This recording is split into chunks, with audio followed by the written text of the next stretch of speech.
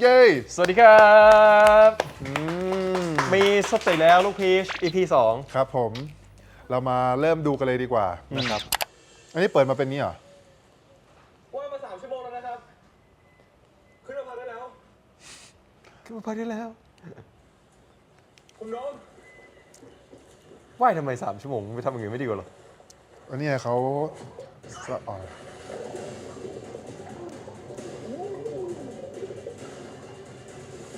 ทำบ้าอะไรเนี่ยหายใจไม่ออกเกือบตาย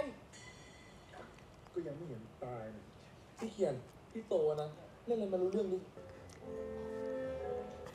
ก็อยู่ใส่สูตรออกมาทำไมเนี่ย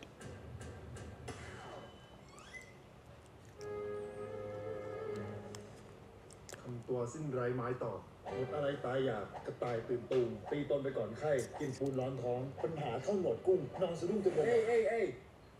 too much Thai bro I'm not keeping up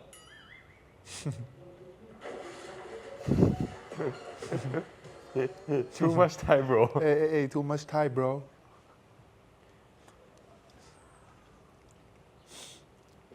เงียบเลย ไปลองคุณพูดก่อนเลย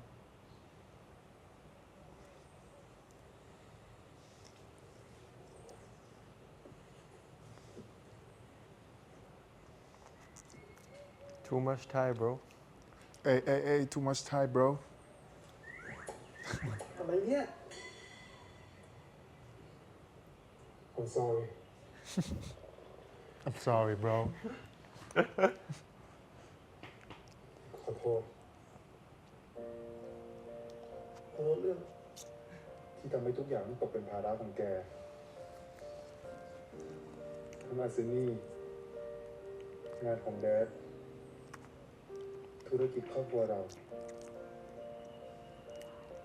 ทุกอย่างเลย อุ้ยซึ้งอะ Take it easy take it easy bro bro take it easy bro what's up bro มีอะไรบ้าง bro ถ้าอาซินี่ยังจำเป็นต้องมีผู้นำและแกไม่อยากทำก็ให้ทุกอย่างเป็นอย่างที่มันควรเป็นเถอะฉันคุยกับพีชแล้วนอนไม่หลับ ขายตอนไหนวะเนี่ย วันสุดท้าย วันเสาร์ที่เราอยู่ที่เขาใหญ่ปะ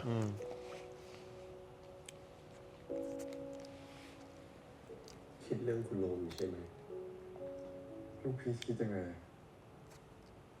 ถ้าบทสรุปสุดท้าย จะบทสรุปสุดท้ายก็ไม่ได้บอกลาเหมือนจะเจอพระเจ้ามันยาในแต่นวมไหล ผมก็แค่ต้องฝึกยิงปืนฝึกการต่อสู้ และพี่เคนก็ห้ามอ่อนคอดทั้งที่ลูกพีชสามารถทิ้งพี่ไปได้เลยด้วยซ้ำ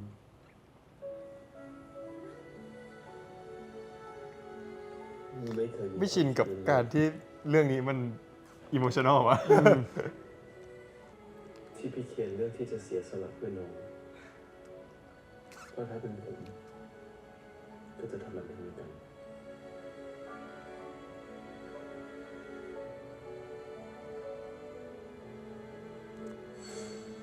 โดยปกติแล้วทายาทอันดับที่2จะขึ้นมารับตำแหน่งผู้นำสูงสุดได้ ก็ต่อเมื่อทายาทอันดับที่1เสียชีวิต หรือไม่ก็ นี่หรือไม่ ก็อะไรครับ ก็ไร้ความสามารถจนภายในตระกูลเห็นพ้องว่า ตอนแรกไม่ได้รู้สึกเหมือนดราม่าเลยนะตอนอ่านบทอะแต่พอมาดูจริงๆอะมึงก็ดึงดราม่าอยู่นะ รวมขึ้นรับตำแหน่งแทนขึ้นมาจริงๆ คนทีจะถูกมองไม่ดีแน่ๆครับ เรื่องนี้เป็นเรื่องเดียวที่คุณโดมกังวล นาติลิต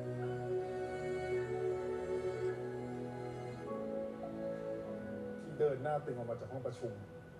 แล้วมาหมกตัวอยู่ที่เซฟเขาเนี่ย พอเรื่องทายาทอันดับ1อันดับ2อะไรเนี่ยนะ ไอ้ที่ไหนวะ ที่เราไปถ่ายกันที่สวนตอนนั้นอะ ถึงตาย ล่าสุดเลย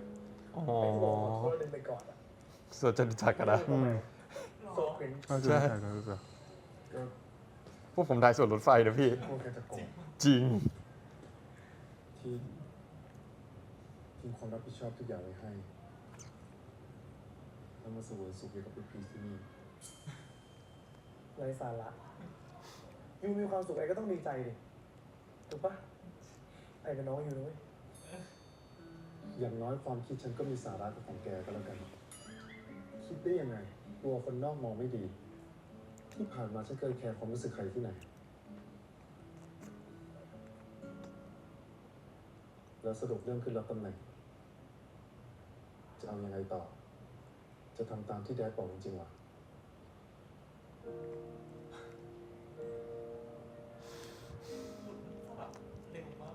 เออ ไปถามยูตรงๆเลยนะพี่เคียนที่ยูไม่อยากยุ่งกับอาชีพของแดนเนี่ยเป็นเพราะพี่พีชใช่ไหม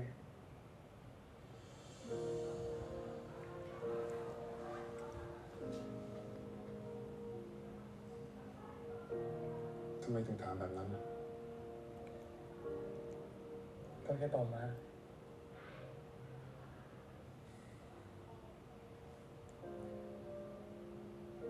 ฉันอยากมีเวลาใช้ชีวิตต่อไป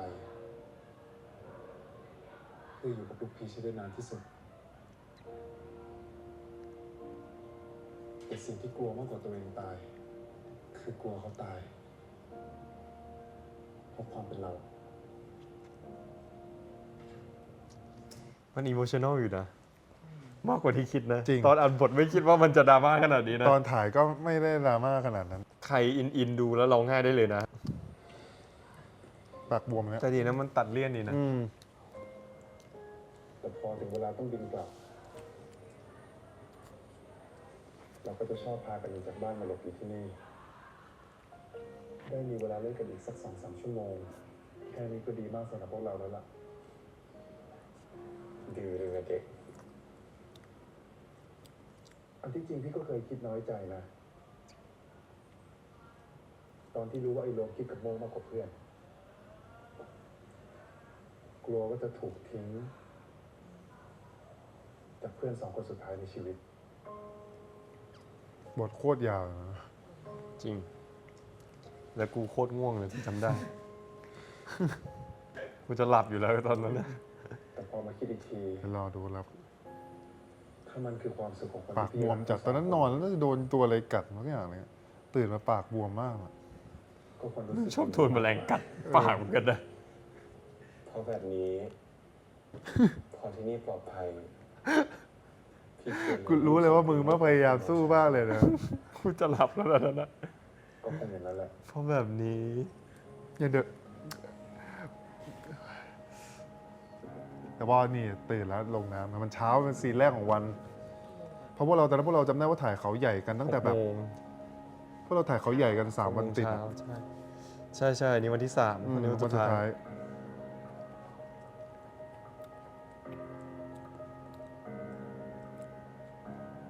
เนี่ยมาปากบวมเลย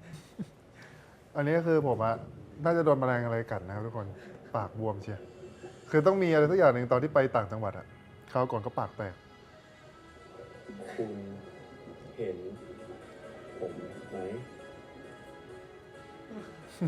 ผมตอนอยู่ในน้ำมันแปลกเหมือนกันนะ หน่อยสิ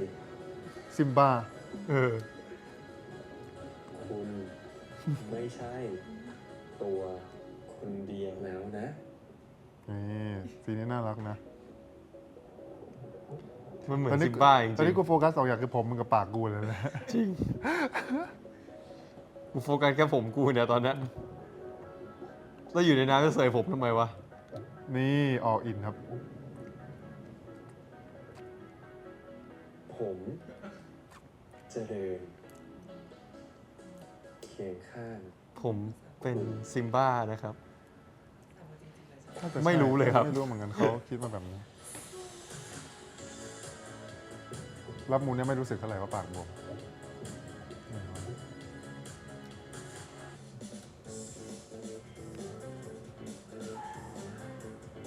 เจอกันนะ ยังพอมีเวลาไปเที่ยวเรื่องอาร์เซนี่กันก่อนดีกว่าฮะ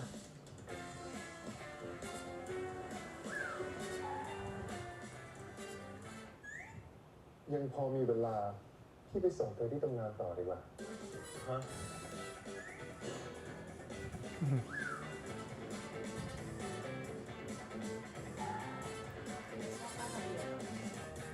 รักพีชหนึ่ง ทำยังไงดีล่ะ หมดมุกซะละ ปล่อยผมไปทำงานเถอะ แล้วเดี๋ยวเย็นนี้เจอกัน งั้นให้พี่ได้เติมเธอก่อน เติมเธอตุนเอาไว้ ขอเติมเธอมา แล้ว ให้ผมไปทำงานเถอะ แล้วเดี๋ยวเย็นนี้เจอกัน อีก ถ้าทำแบบ นิ นี้ ด ทุกวันผม นึ ก็ ง ไม่ไหวนะ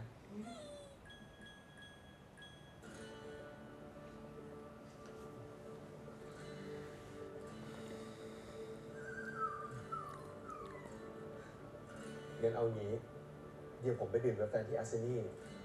ไว้เราแยกกันที่นั่น โอเคไหม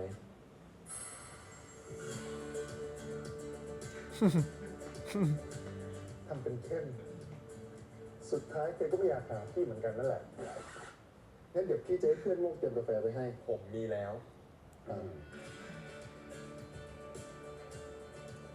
งั้น เดี๋ยวพี่จะหามุมสวยๆวิวสบายๆจะให้ลูกพีชได้มาเรียกกาแฟเพลินๆเลยล่ะ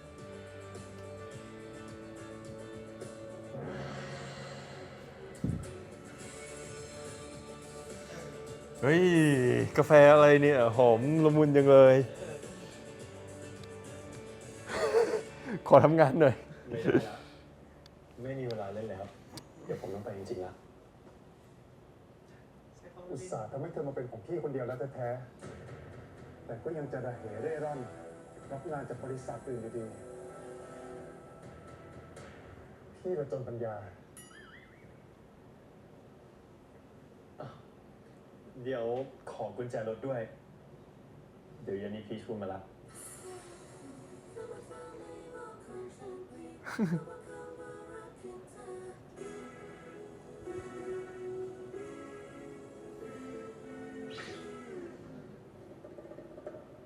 ให้โมไปส่งก็แล้วกัน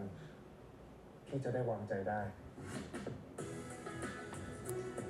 ไม่ได้ยินเพลงนี้นานมาก ก่ อะ อนนะถ้าเราพร้อมที่จะให้คนมาตาม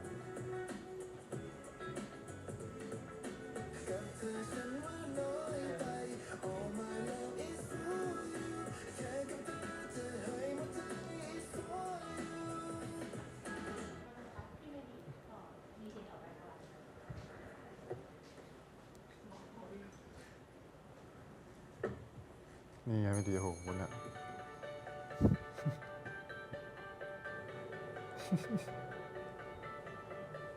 คิดถึงละเซ่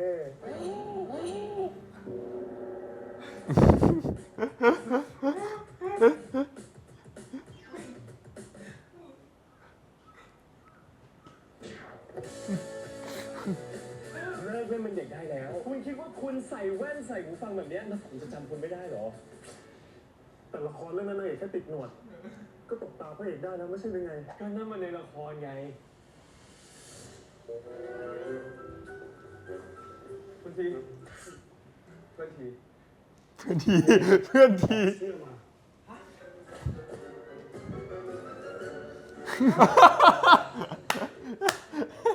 ตลกไอเอสอะ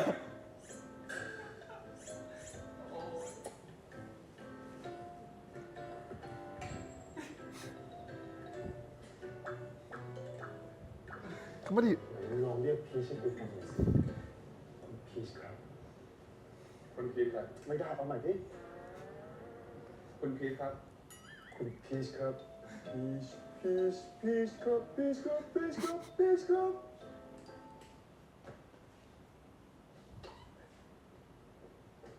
เพื่อนสายตาด้วยซ้ เสียงไม่เนียน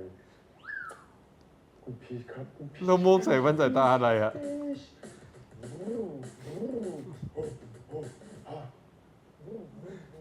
พี่เรียนยัง แล้วลุคนี้พี่เป็นยังไงเท่หรือไม่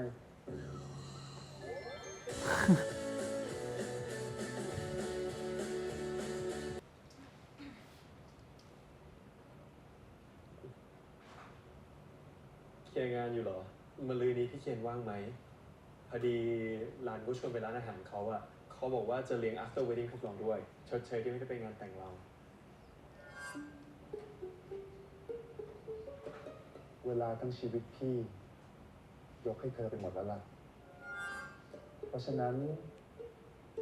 จัดสรรตามแต่ใจต้องการเธอ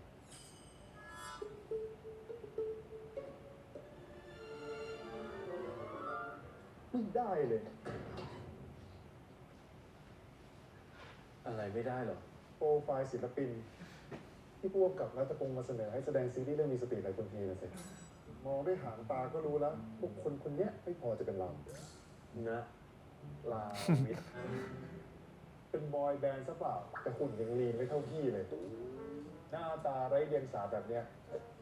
ใครจะจินตนาการออกก็จะมีรอยสักรูปหมาป่าที่หน้าอก ไม่ต้องนับเรื่องถือปืน วันนั้นพี่เท่กับอะไร หมอนี่ได้ทำลายสิ่งอันตราเป็นใจที่พี่เคยทำไว้ตอนช่วยเธอจากวิกฤต เอ๊ะแล้วเมื่อกี้ที่เป็นหน้าจริงๆปะ เป็น ชื่อเท่ดีนะน้อยกว่าพีเชียร์นะ ส่วนหน้าตาก็ แล้วไม่หึงใครหึงตัวเองกูงงมาก น่าเอ็นดู น่าเอ็นดูเลยอ่ะสงสัย คุณภูวินนี่ มันแปลกอ่ะ มัน เพื่อตัวใหม่สินะ โฟร์วอลเบรกแบบเบรกสุดๆอ่ะ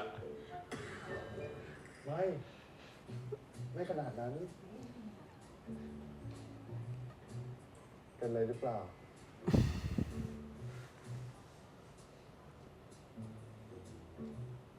ผมแค่ไม่ชอบให้พี่เคียนพูดถึงคนอื่นแบบนั้น พี่สาบานด้วยเกียรติทั้งหมดของตระกูลลีพี่จะไม่ใช้คำว่าน่าเอ็นดูกับใครอื่นอีกนอกจากคู่ชีวิตของพี่แค่คนเดียว โอเค เหมารวมไปถึงคำว่า so cute ดีต่อใจ อย่างดีอ่ะ จิ้มลิ้ม หรือคำอื่นที่จะส่อไปความหมายที่เข้าใจผิด พี่จะเก็บไว้ใช้ที่กับลูกพีชคนเดียวนะครับ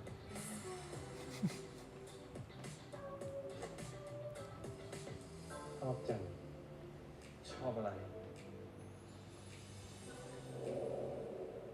ชอบให้ลูกพีชหึง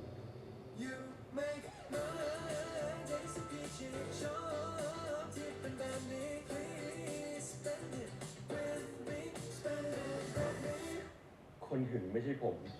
แต่น่าจะเป็นพี่เคนนะครับ อันนี้ก็ตลก โม นะ เราเลย ฟังไม่ได้สับจับไปกระดิก กระเดีย ถ้าพี่หึงแปลว่าพี่ไม่ได้ไว้ใจเธอ มันจะมีวันนั้นได้ยังไง พี่มั่นใจนะว่าต่อให้ฟ้าถล่มดินทลายลูกพีชก็จะรักพี่แค่คนเดียว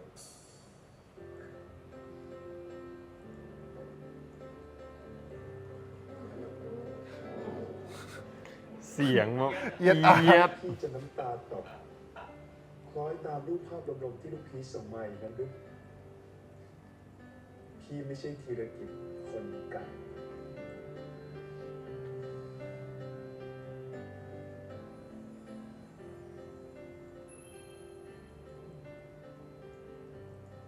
ธีรกิจคนนี้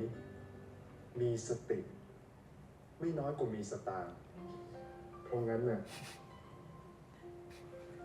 ใช้ชีวิตของตัวเองให้เต็มที่ อย่าได้หวังอะไรเลยนะ แค่ไม่ชอบที่เด็กนั่นชูมินิฮาร์ดแถมยังกอดไหล่โชคดีนะที่ไม่ได้นั่งข้างกัน ไม่อย่างนั้นนะพี่คง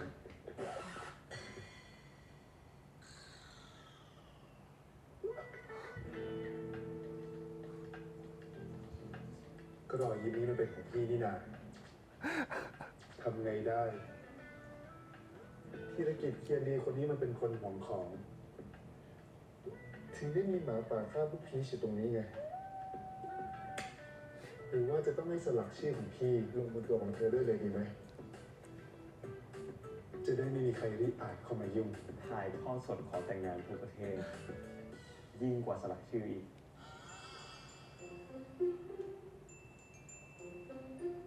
ทั้งหมดของผม เป็นของพี่อยู่แล้ว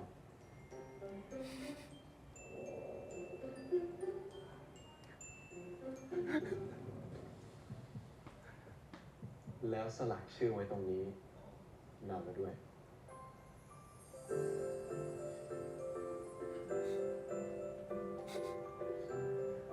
วาจาพิกลพิการ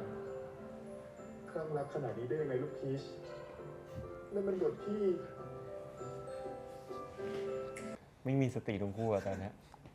นั่นมันบทพี่ คือพี่ทำสิ่งนี้ให้คุณทีอะ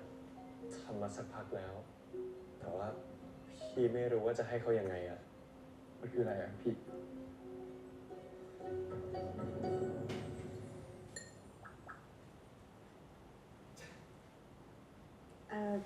พับขอตัวไปเข้าห้องน้ำก่อนนะคะ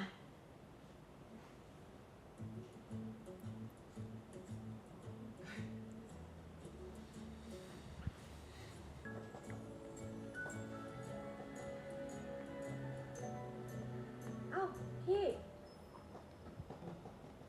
มายืนตากยุงอะไรตรงเนี้ยไม่กินข้าวหรอคะ ไม่เป็นไรค่ะ เข้าไปข้างในกันไหมคะ ไม่เป็นไรดีกว่าค่ะ เดี๋ยวจะมีโชว์ด้วยนะคะ ไม่ หนูร้องเพลง แล้วก็เล่นกีตาร์ด้วย ไอ้ยาลูกครับนี่ไม่ธรรมดานะเนี่ย เคมีดีจังเลย พี่ ไปเถอะหนูโคตรตื่นเต้นเลย ไปเป็นหน้าไม้ให้หน่อยนะ ฉันอยู่ตรงนี้น่าจะดีกว่าค่ะ ก็ได้ค่ะ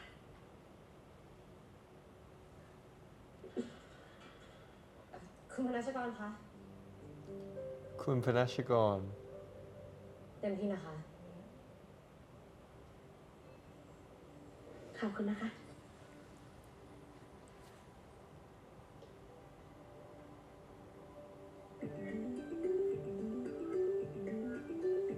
เฮ้ย เฮ้ย เฮ้ย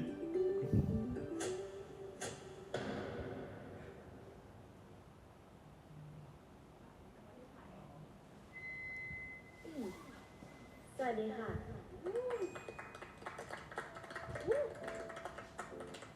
และบทเพลงที่จะขับร้องต่อไปนี้ เนื้อเพลงถูกเรียบเรียงมาจากเบื้องลึกหัวใจของคุณพีชยรัตน์เจนกิจ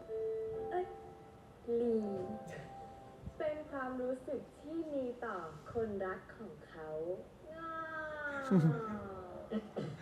ไม่ต้องพูดร้องเลย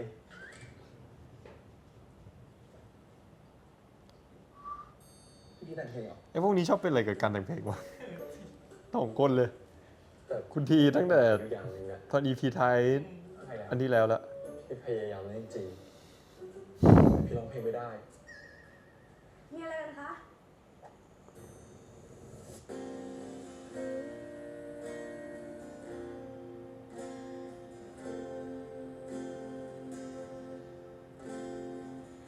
ตั้งแต่วันที่ฉันนั้นได้ค้นพบเจอคำตอบว่ามันคือเธอที่มีค่ามากมายกว่าสิ่งไหนก็ไม่ต้องการอะไรแค่มีเธอข้างในใจและเธอจะอยู่ในสายตาฉันเรื่อยไปแม้นานสักเท่าไรแม้พบเธอเรื่องใดเธอยังเป็นคนเดียวที่เป็นเจ้าของหัวใจและฉันขออยู่ตรงที่มีเธอข้างกัน I fall in love with you You're my only focus มีเพียงเธอที่ฉันมองหาต่อให้โลกหมุนไปเท่าไรยังคงเป็นเธอในใจทุกวินาทีฉันยกให้เธอ You're my only focus เป็นเกียรติต้อนรับกับผมสักเพลงนะครับ คุณธีรกิจ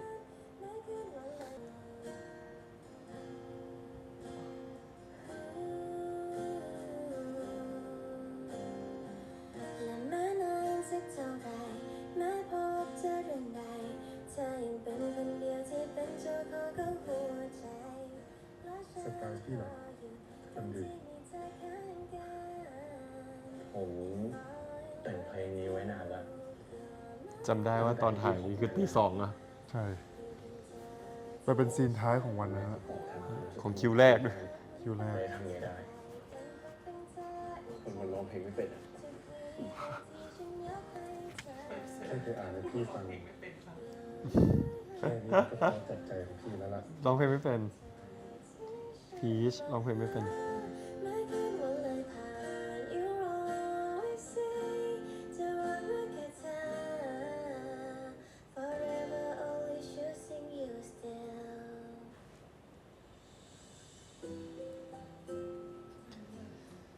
อะไรครับเนี่ย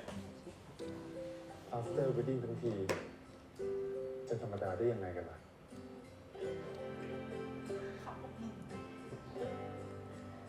วันนั้นรักลูกพีชแค่ไหน วันนี้มันยิ่งรักเท่าทวีคูณขึ้นไป ไม่มีที่สิ้นสุด อยู่เป็นคู่เต้นรำของผมไปตลอดชีวิตนะ ตราบเท่าที่พี่ยังหายใจ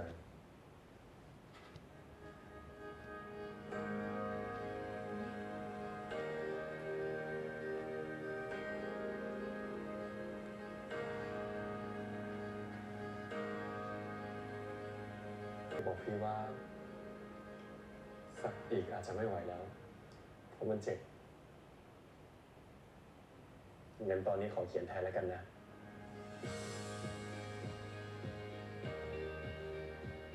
forever only choosing you still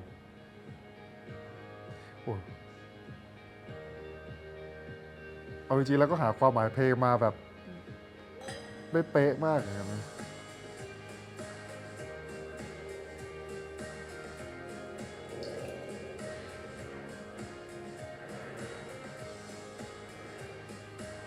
เพิ่มมันหล่ออะไรขนาดนั้นอะ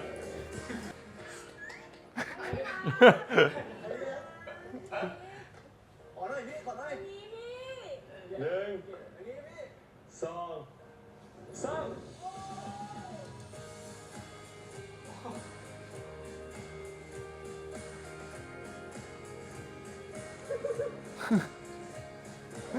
แต่รันรู้ใช่ไหมว่ารันให้มาโยนแบบเนี้ย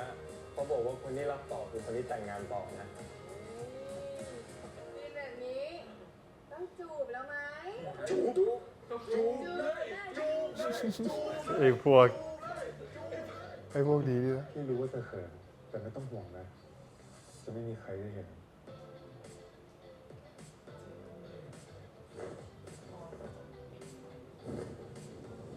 เปลี่ยนที่